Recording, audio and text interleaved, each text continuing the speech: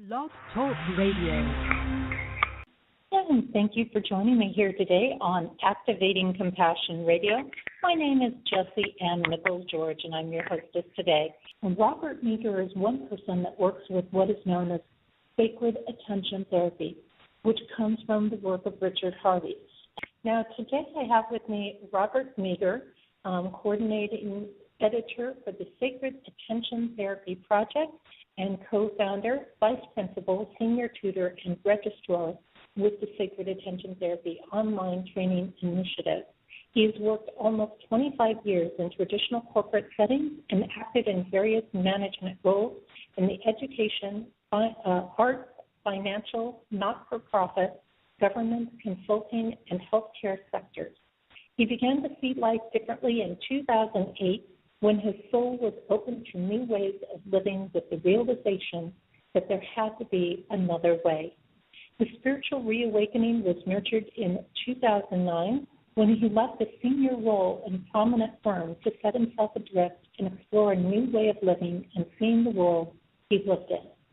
In 2010, Robert was ordained as an interfaith minister in the Order of Melchizedek. We are discussing Robert's work today with the Sacred Attention Therapy online training, which he is co-founder, vice principal, senior tutor, and registrar for that initiative. You can learn more about his work at www.sacredattentiontherapy.com. And, it's such a pleasure to have him here. And, Robert, I want to welcome you to Activating Compassion Radio after last week. Good day, Jesse. It's a delight to be with you here today.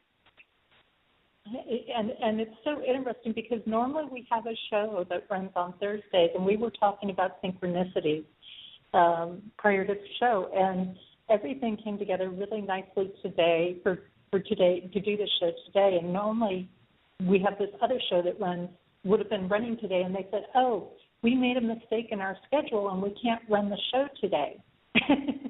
So that day we got to run it next week. So the space opened up, and it was just so beautiful, and I'm so grateful that we could work out having you with us today. So it's a real gift. Clearly today is the day, Jesse. I think we must be opening a new door with making some beautiful connections. I was just this morning thinking, wow, I really need to work with Jupiter more, planet Jupiter. And here we are on a Thursday, which is governed by Jupiter. So I thought, well, no, this is really appropriate. This is going to be a really good door that we're going to open. But I want to get on to your work, and I would love for you to start off by sharing with our listeners, how did you really get into this work? I mean, I gave kind of an overview of what you've done and who you are, but, really what brought this all together and brought you to this work as opposed to something else? Right. Jesse, I want to begin first by thanking you for your loving and compassionate support of the Sacred Attention Therapy family of initiatives. And by family of initiatives, I'm referring primarily to the Sacred Attention Therapy Project and the Sacred Attention Therapy online training, and primarily through the various social media networks we're both connected with. And again, you're very collaborative and open-hearted sharing of these initiatives with your community, and I just want to acknowledge that and thank you very much for that support. The journey with Sacred Attention Therapy in general began rather blessedly in 2011 for me. Understanding and respecting that Sacred Attention Therapy it's the lifelong work of a gentleman by the name of Richard Harvey, who I'm blessed to have as my spiritual teacher and my therapist, and I can get more into that later. And Richard and I met for the first time in 2011. I'll begin the journey there. It was a serendipitous meeting, although we know that there are no mistakes, there are no coincidences when it comes to the people that we meet in our lives and come through our lives. And it was a meeting actually through LinkedIn. And to this day, Richard and I can't remember. We've stopped trying to figure it out, but we can't remember if it was I who reached out to Richard or Richard reached out to me. And we both acknowledged after the fact that normally we would not have thought much about the connection that came to us, but this one drew us in for some reason, for some unexplainable reason. It led us to have a Skype chat. I living in Ottawa, Canada, and Richard living in Andalusia, Spain, about an hour south of Granada. And so we chatted on Skype. It was just a meet and greet, to get to know each other. We chatted about our respective work. And that was fine. During the initial Skype meeting, though, I learned that Richard at the time was working on his manuscript for what would be, I guess, his fourth book, called Your Essential Self, which has since been published by Llewellyn Worldwide Limited. It's been out for a few years.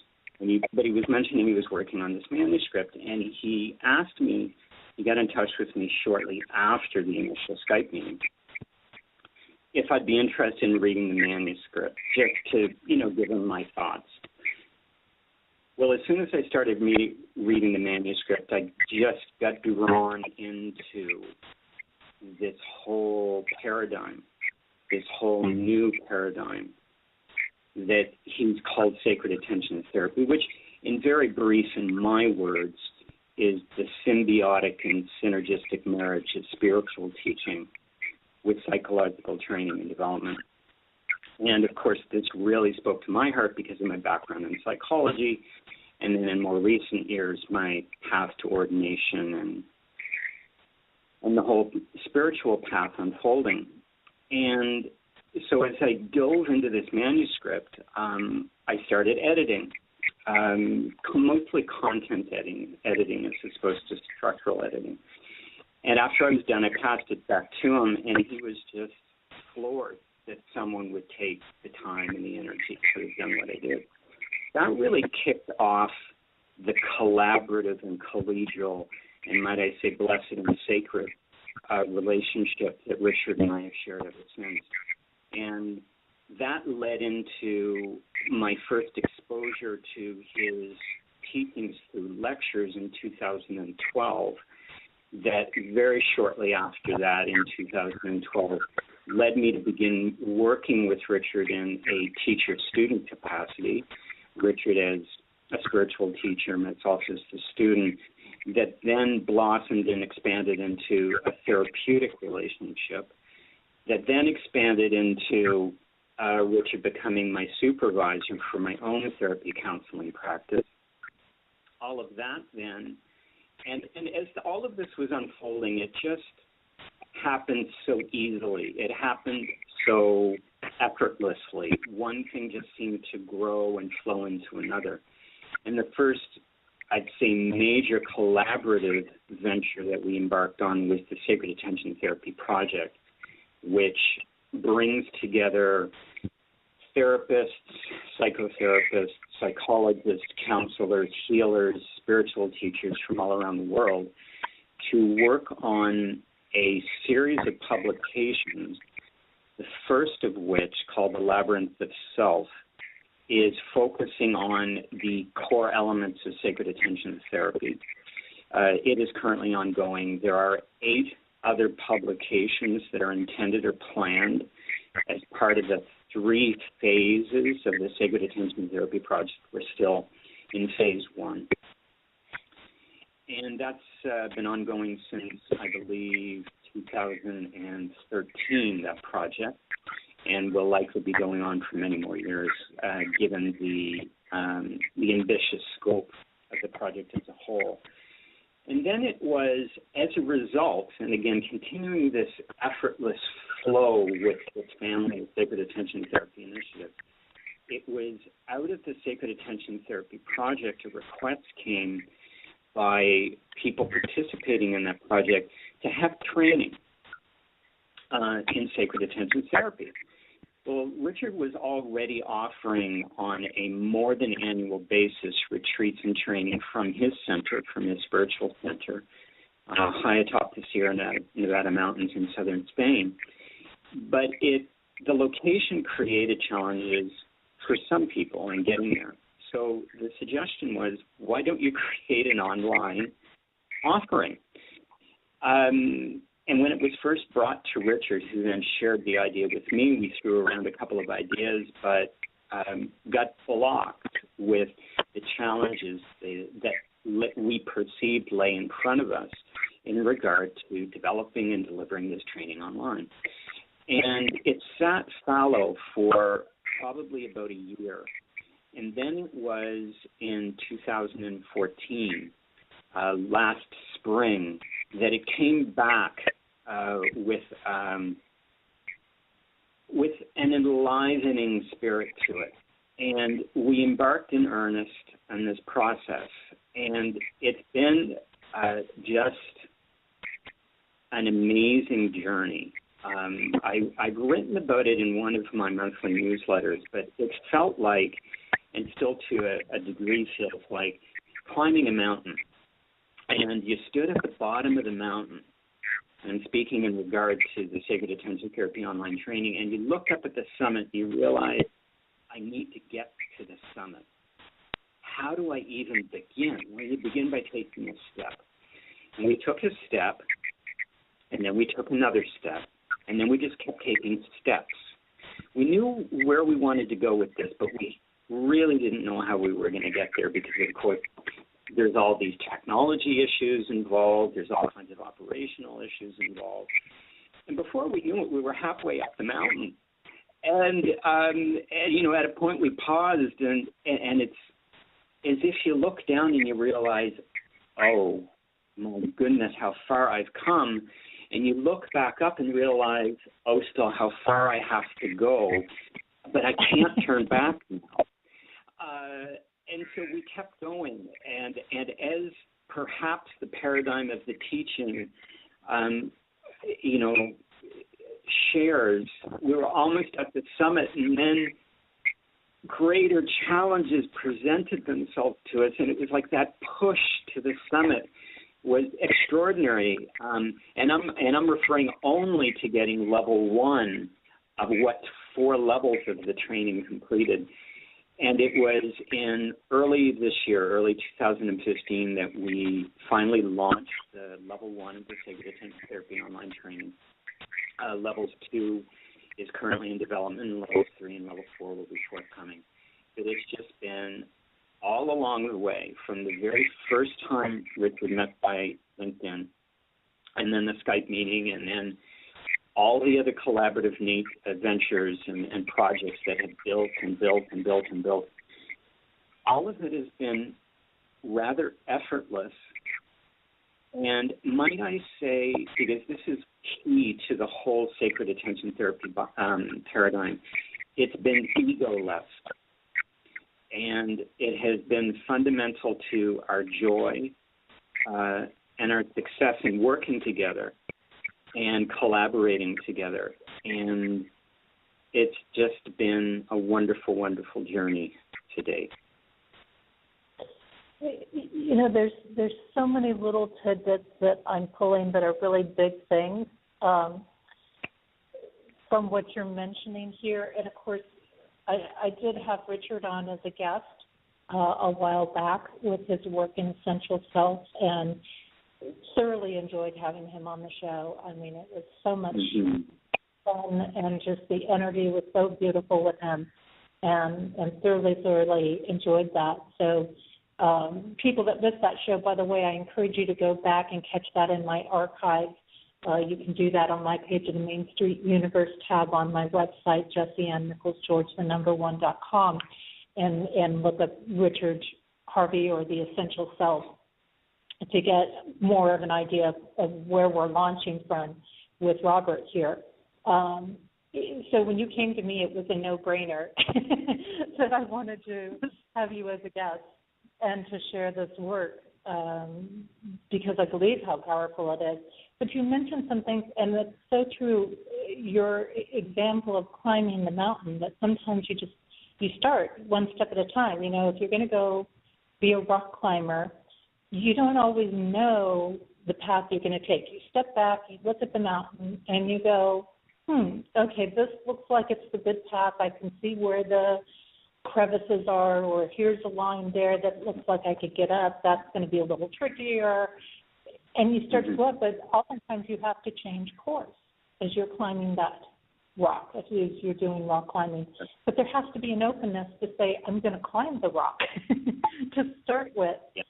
And I think you bring that out, and that's a lot of things, because I see a lot of people today, bless them, because they still want to be on their path, doing something that's contributing to the world, but they're going into it for more of, I want to have this payoff for me. Yes, I enjoy it, yes, this and that, but I really am looking for this to be my salvation in the world, so to say, on financial level, and this is going to solve my issues. And most of the time, even when the path in some ways is effortless, it doesn't mean that it's always without challenges. And That's right. I like to differentiate that, because a lot of people jump on their journey and they go, oh, look at how effortless this is. Like I could say, look at how much has come together, and I can completely relate to this story. I look back and go, oh my gosh, look at what I've done in the last year and a half since I've been on the road, or preparing to go on the road, and what's happened. And then I look ahead of me and go, oh my gosh, I have so much to do.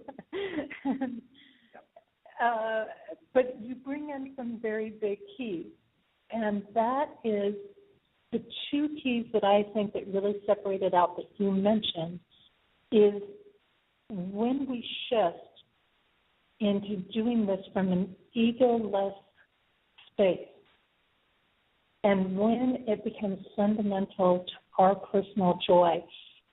And it's really exciting to me to have you bring those two particular things out, because it's an affirmation to something I'm in the process of bringing out right now.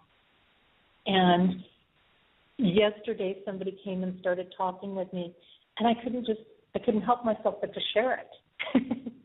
It wasn't like, well, I'm not going to share this because you're not paying me.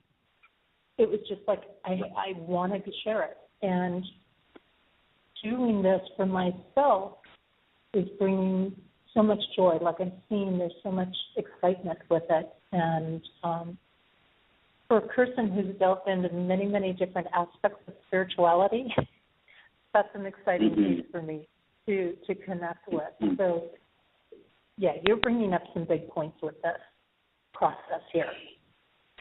We spoke briefly, Jesse, before we came on the air, before your show started, and this idea of trust or faith came up in our brief conversation.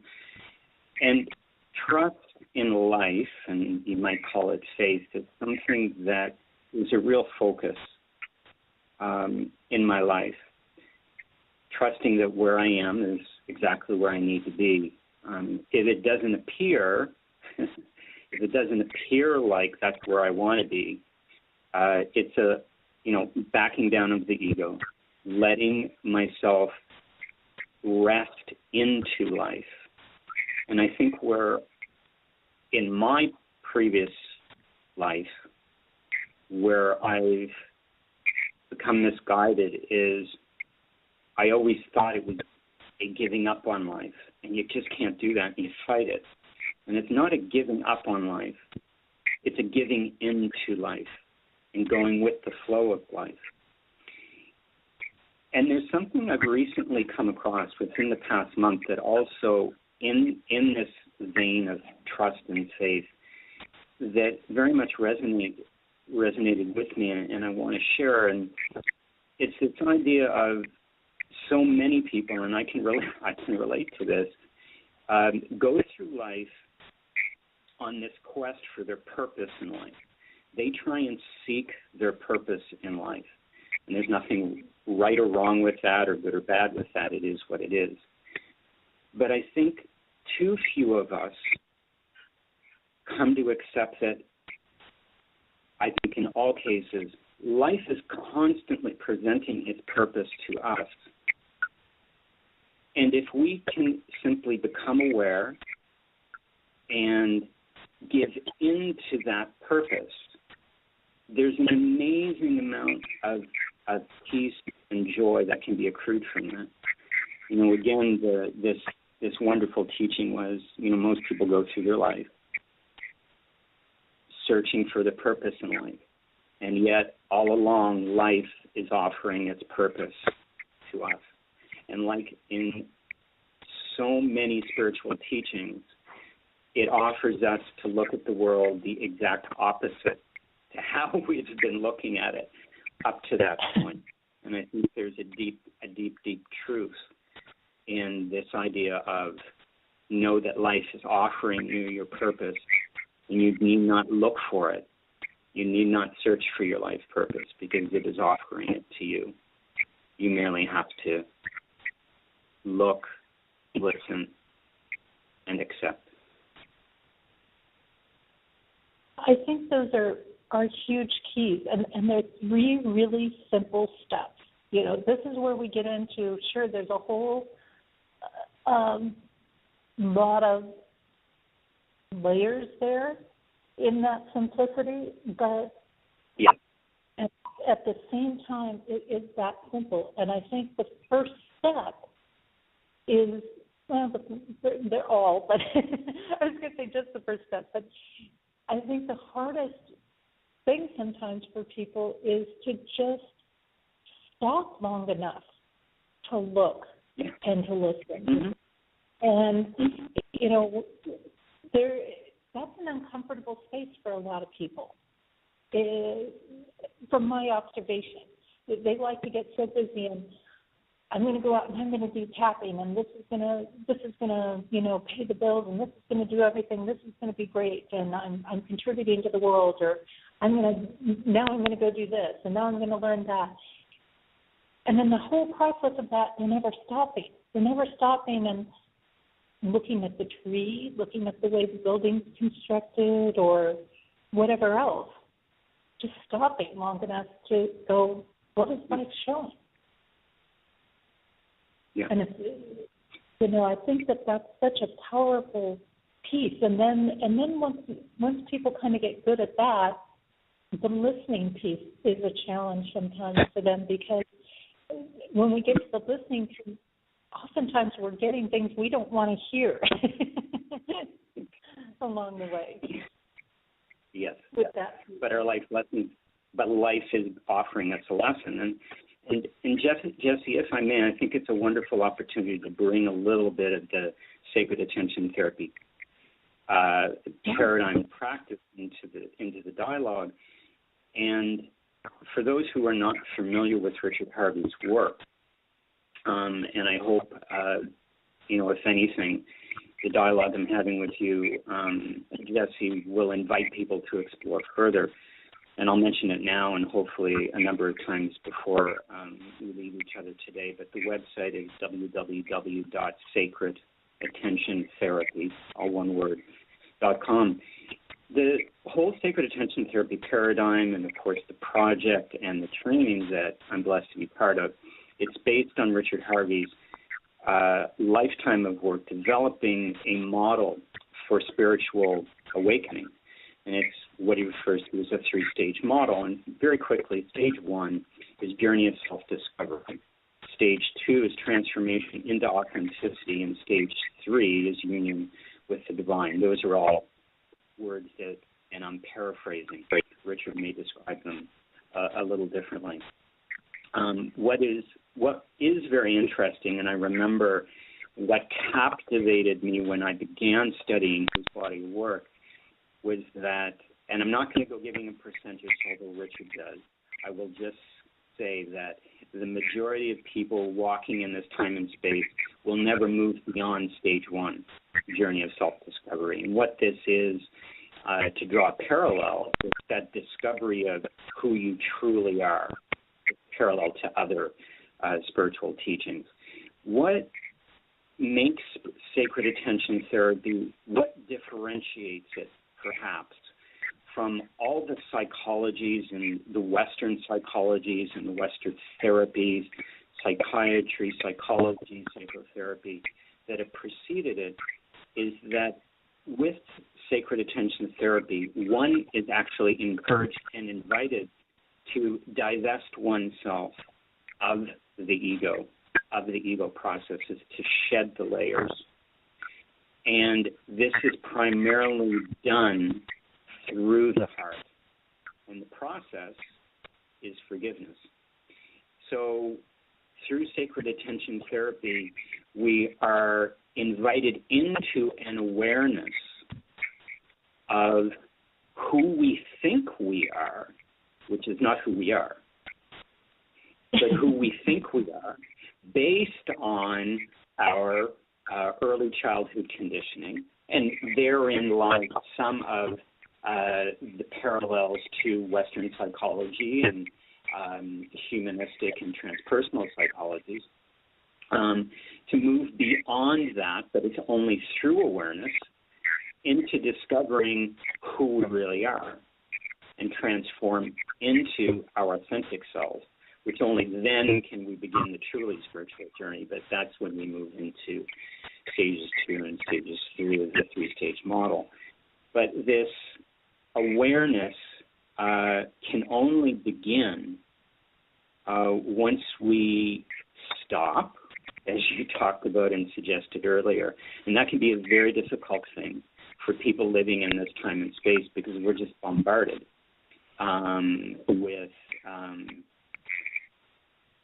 with activity, with doing. And it's very difficult for us to just be instead of do. Just be with ourselves and all that is around us. And it's only through that being that comes the awareness and the opportunity, if we so choose, the brave and the courageous journey of walking through the gate into being with our authentic self. And yeah, and I think that is there's so many pieces I can I can connect in there. I think being courageous is a factor, that it takes courage to stop and say, what was I programmed? What do I think I am? And what am I really? And I think for a lot of people, that stopping is a scary place. You know, it's like, if I stop, I'm going to be attacked. If I stop, I'm, in danger. That's right? Because that's like being a sitting duck. That's like being prey to something that's you can't see. And I think that's a big, maybe a piece that people haven't thought about, that they're actually experiencing fear when they stop, or they don't know what to do once they stop. Yeah. So much of our lives is spent trying to control our life. And there's many different factors that contribute to that, not only family, friends, but society in general.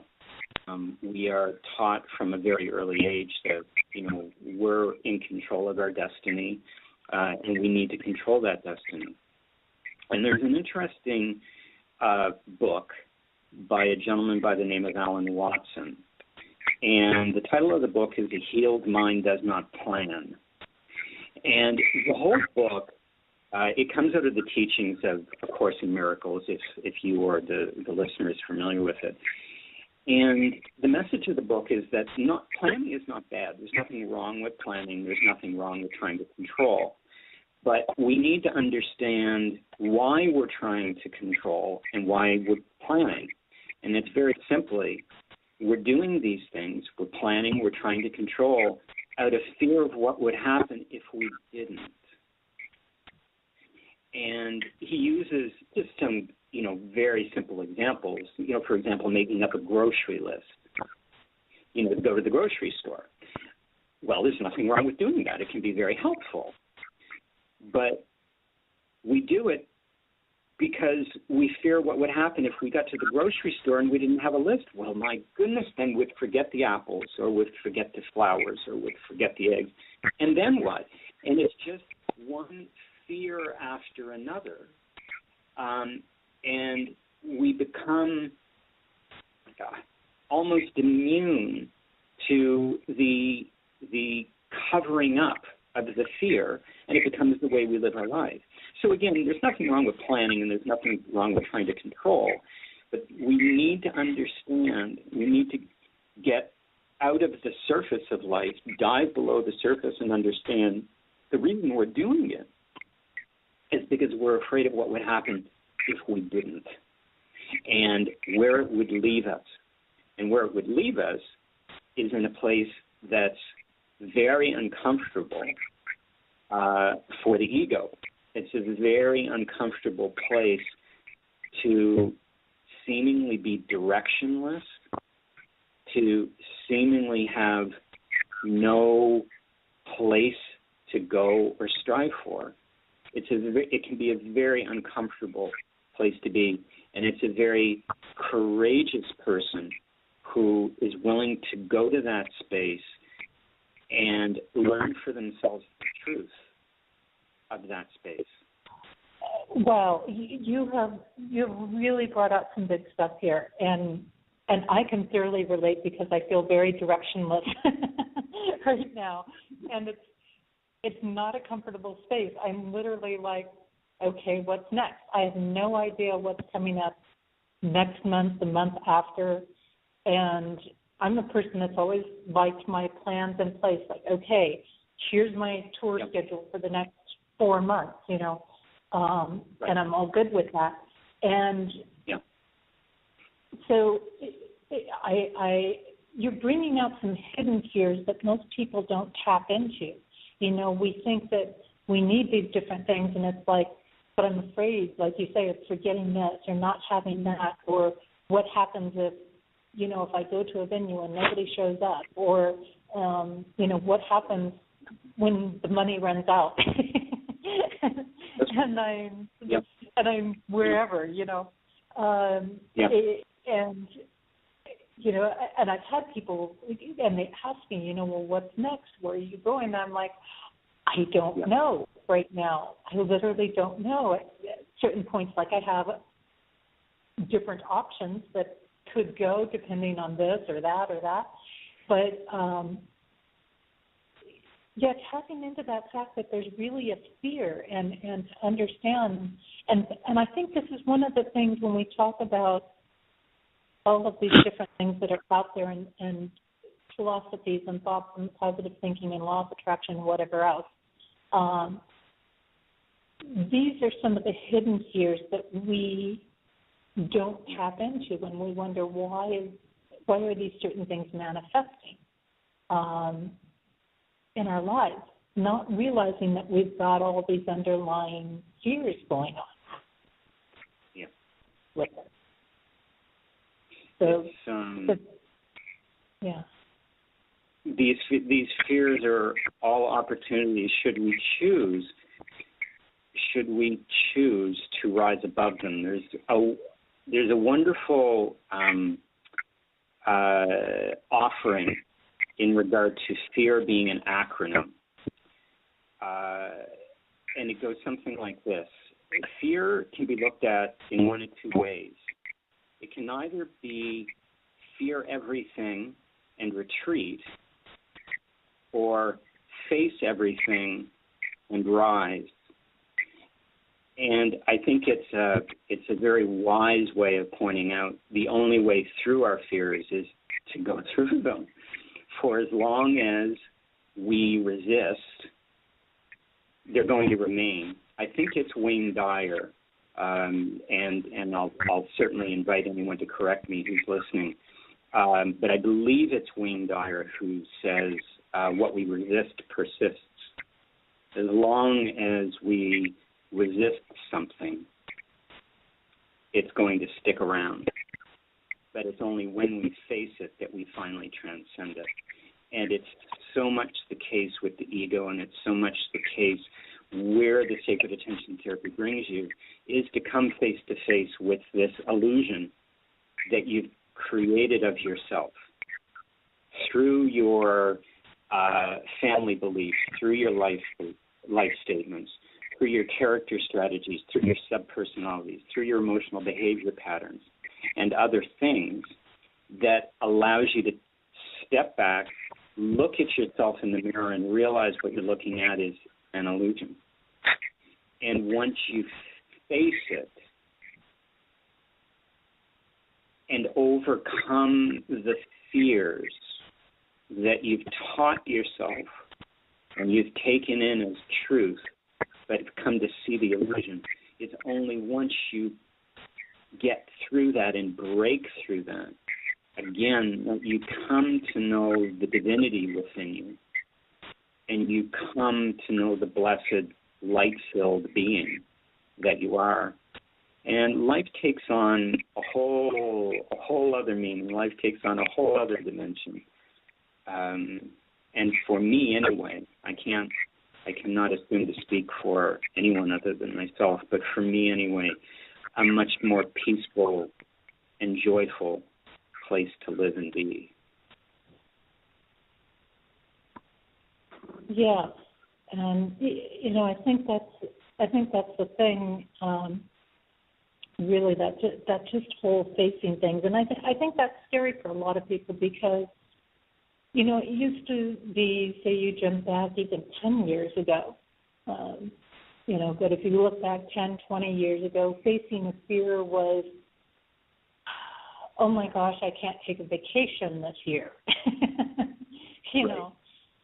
And now we're in times where the fear is not, oh no, I can't take a vacation. It is, oh no, I have no place to live and nowhere to go, right.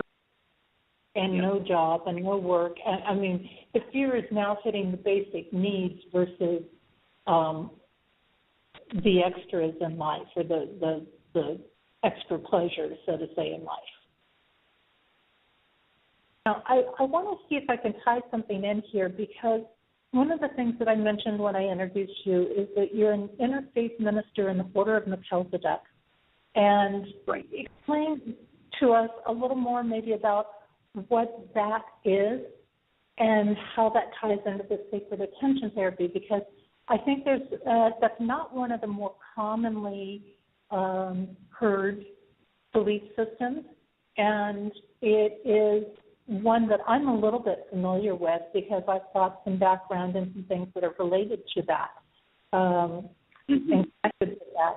But not everybody's aware of what that is. So maybe you can fill us in and make that connection for us. Thank you. The Order of Melchizedek is a priesthood order. It's not, although one is ordained in the priesthood order through a seminary, it's not a church, so it doesn't come along with what some might think of as the dogma of institutional religion. Being an interfaith priesthood, being an interfaith fellowship, there are no barriers to celebrating the sacred and to honoring the sacred.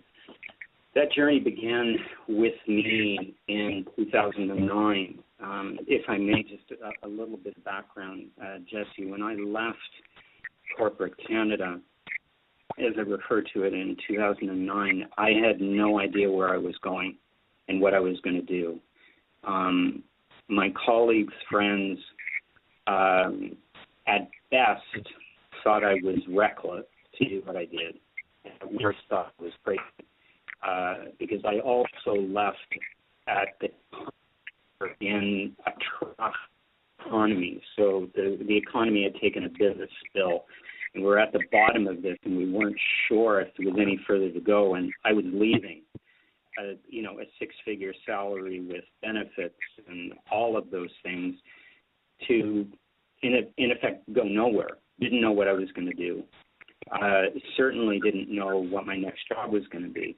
As soon as I left corporate Canada, I had coffee with 3 different colleagues, neither of whom knew each other. So it wasn't like Sally said to Harry the day before, when you're talking to Rob tomorrow, make sure to mention this. What was rather interesting is that each of the three people, again, who didn't know the other, asked me the same question, and that was, have you ever considered ministry? To which the first two people, I literally said out loud, are you crazy? And when the third person, the question started to come out of my mouth, but then I stopped, realizing that this is the third person in 2 weeks who's asking the same question. I paused and I said, what is it you're seeing in me that I don't see? Ask me this question. Anyway, that kicked off a series of events I never could have imagined, which led me a couple of years later to being ordained into this priesthood called the Order of Melchizedek. Now, Melchizedek, as an entity, is mentioned several times in the Bible, in the Christian Bible. But in recent years, within the past decade, through the writings of people like Dolores Cannon and writings about the Essenes, the figure or the biblical character of Melchizedek is coming now to humanity. And what the whole order of Melchizedek is in ancient times, that's also becoming known. Enter what's this got to do with sacred attention therapy. What I chose to do with my ordination, with my spiritual ministry, when I began it, was something I call spiritual exploration. And when I discovered Richard and his work, it was so closely aligned with where I was coming from and with where I wanted to go to. It was just such a blessed serendipity regard to the online training, the timing. And what we're suggesting is that a person allow themselves 1 full year for each level of the training. Having gone through it myself, it will be a challenge for a person, I think, to complete the work in one level in less than a year. It can be done if they choose to dedicate and devote heavily. One of the benefits is that the person can take the course at their own pace and online. So wherever one has an internet connection and a web browser, one can take the course. And so whether it's at work or whether it's at home or in some other leisure space, one can access the videos. There are 12 modules in training, and within each module, there are 3 or 4 parts, and each of these parts is comprised of an online video. And so with 12 modules, I think a healthy pace is 1 module per month.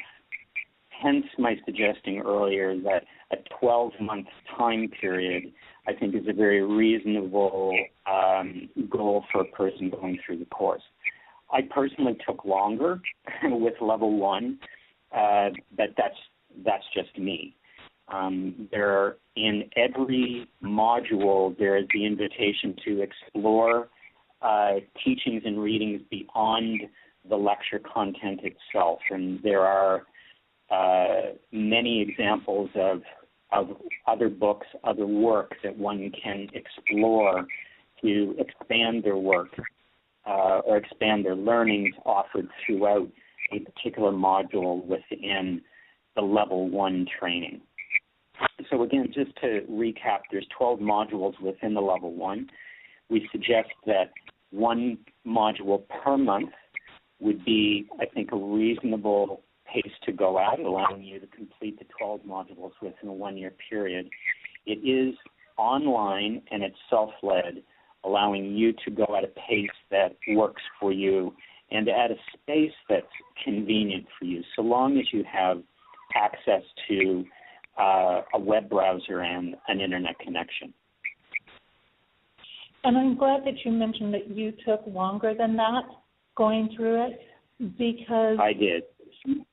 Sometimes we definitely need that time to, something really captures our attention, for example, and we want to delve further into it, and you don't want to do that rushing through the process. And I know from my experiences that by giving it that time, there's so much that starts to really hit home that unravels over the course of a month. I'm very pro working with moon cycles, so I can watch from moon cycle to moon cycle, from new moon to new moon, for example. You know, the whole shift of energy. It's you know, there's a saying in some of the metaphysical groups that you need to stay with somebody for a year and a day because you need to complete the entire cycle. And I think that that's important. We need to complete the cycle of the energy. It's not just the grabbing of the lesson, but completing the cycle of the energy so we get the full aspect of it. Yes. The other thing I want to offer in regard to timing is we suggest that one level of the course is going to take approximately a year. The student is given 2 years to complete each level of the course. If they wish, pursue certification.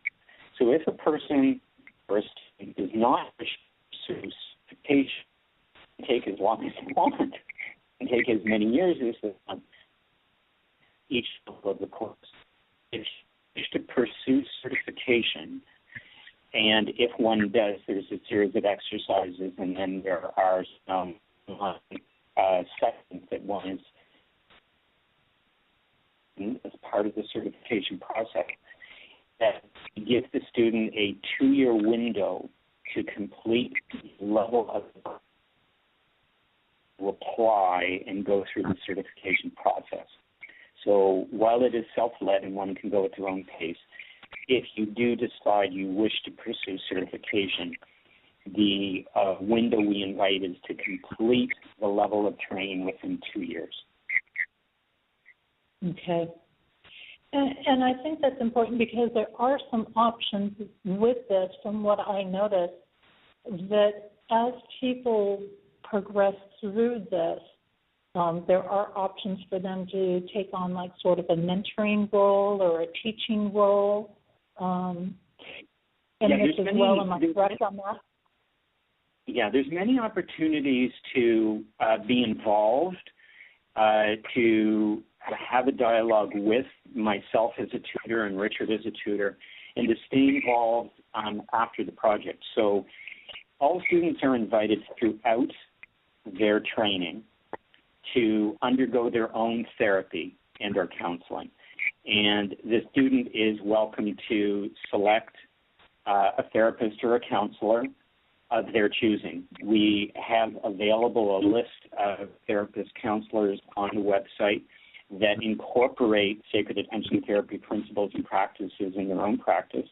And we certainly encourage students to work with a therapist or a counselor that is, if not familiar with the sacred attention therapy paradigm, certainly incorporates some of the principles and practices in their own practice. And so that's the first way. We encourage the student to be involved and engaged in their own therapy or counseling throughout the study. Secondly, if during the study the student has questions, there is certainly they can contact myself, the registrar, as a tutor. They can contact me through email. If they prefer, for example, a one-on-one Skype session to have their questions answered, that is certainly possible. And certainly we're prepared, if demand gets to this point, is to have regular, or what might be considered in a regular educational institution, something called office hours. So there would be times during the week that I would make myself available via Skype for students who would want to call in and ask any questions. So there's plenty of opportunities during the training for the student to be involved and engaged with Afterwards, once a student has gone through the training, and should they choose to go through the certification process, if they then want to join the faculty, that's certain for them then to be able to offer their training in the form of services, of therapy and counseling services, as well as to be involved in developing and delivering future courses under the Sacred Attention Therapy umbrella. So lots of ways for the student to be involved throughout their training, as well as after if they choose to remain with the Sacred Attention Therapy family of initiatives. I should also mention, too, or I'd like also to mention, Jesse, if I could, there is a real link and relationship between the Sacred Attention Therapy online training and the Sacred Attention Therapy project. Students who are going through the Sacred Attention Therapy online training, there will be assignments that they'll be invited to complete as part of the certification process.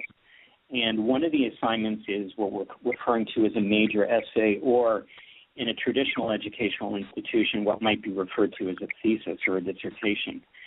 Those assignments, those theses, those dissertations will be invited to be included in the publications that are part of the Sacred Attention Therapy project. So in that way, there is a direct link and relationship between the Sacred Attention Therapy online training and the students going through and the assignments that they're writing, and the Sacred Attention Therapy project if the student wishes to be involved in the project. So again, very much a connection between the initiatives, and the online training can very much be a feeding into the Sacred Attention Therapy project and the publications that are being produced out of that initiative. I'm glad that you mentioned that and how that can connect for somebody. And I think one of the things that I really love about this is that even though there's a certain amount of structure, there's a lot of flexibility and options for somebody. There's the flexibility to mentor. There's the flexibility for certification. There's the flexibility for teaching. There's the flexibility for being under the Sacred Attention Therapy project. And most of all, there's flexibility. You encourage people to go through their own work, do their own process in this, and not only to just get locked into this, but to go out and connect with people that are doing other things and therapists that are outside of this, and draw your own conclusions, draw your own insights. And I love that so much about this, because so many things out there go, this is it, you got to stay in this box, you got to stick with this format, you can't stray. But to me, when you're dealing with something from genuine, authentic truth, it will interrelate with everything else out there. I do want to also mention, Jesse, an offer for those who may be listening. The online training, if I can speak to it just for a minute, there's really three groups of people that we're speaking to and who may be interested in this online training. First, there may be the current practitioner, the psychotherapist, the psychologist, the counselor, the spiritual healer, the coach, who already had some training, who already is in practice, but wants to go beyond all that has come before in terms of the teaching paradigm. So I'm referring to the spiritual teachings, I'm referring to the Western psychologies, the humanistic, the transpersonal psychologies, and respecting all of that and going further and wanting to add some new tools through the Sacred Attention Therapy paradigm to their current practice. So the first group of people may be the current practitioner who would want to further their study, further their own practice, and add some tools to that practice. The second group of people may be what we're calling the layperson who wants to study counseling, therapy, psychology, who has no previous exposure to it, and we're welcoming them in as well, because there are no prerequisites in regard to educational background. You can begin your journey, your study of the fields of psychology, psychotherapy, spiritual counseling through the Psychotherapy Therapy online training. And then the third group of people are those people who are serious about their own personal spiritual and psychological growth and development. So the student of inner work may be one who chooses not to go through certification because they have no intention of being a therapist or a counselor or a healer. They just want to use the material to be able to work through the 3 stages of awakening, to embark on the journey to know oneself, the journey of self-discovery. And in the second stage, to transform into authenticity.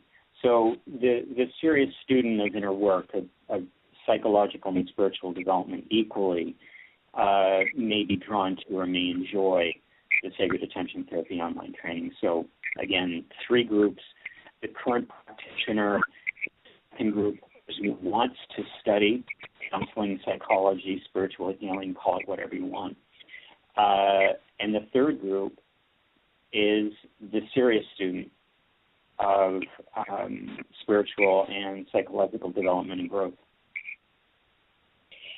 I think this is great, too, and again, it shows the flexibility of this program, that it's not focused just on one group of people. It can serve several groups of people, or several stages of path that people are on. And just because somebody pursues this on a personal level doesn't mean that they ever want to be a therapist. They might decide they want to do something like that in the process, but, that's not necessary, that's not required, that's not a have-to-do thing by any means. It could just be because they want to work on themselves. And that's right. And I really love that about what you're doing here and what this program is offering. I just know, and I remember from talking with Richard, that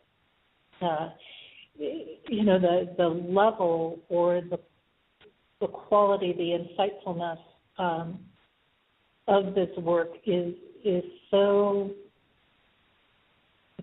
open and so expansive and so evolved. To me, it's just so very aligned with truth, with real truth. And now, somebody who says, great, I love what you're doing. I get that I need to go check out the website, sacredattentiontherapy.com, and all of that. Now, can people start this program at any time, or are there certain starting points that they have to join, and it's going to start the beginning of every month, or how does that work? They can take it any time they want? Yeah, thank you, Jessie. The person can take it any time they want. The starting point is through enrollment.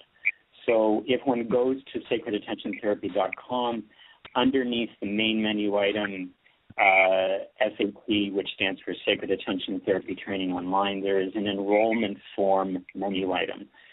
And the process really begins with that enrollment form. So the student will fill out the enrollment form and submit it online. They will be contacted very quickly within 24 or 48 hours of acknowledgement of their enrollment form. And then upon review and acceptance, they will be provided with access to the password-protected page that has all the modules for the student then to begin their study at their pace. So the process begins with enrolling, and once your enrollment form has been reviewed and your enrollment accepted, you're then provided access to the page where all the training material is contained. Perfect.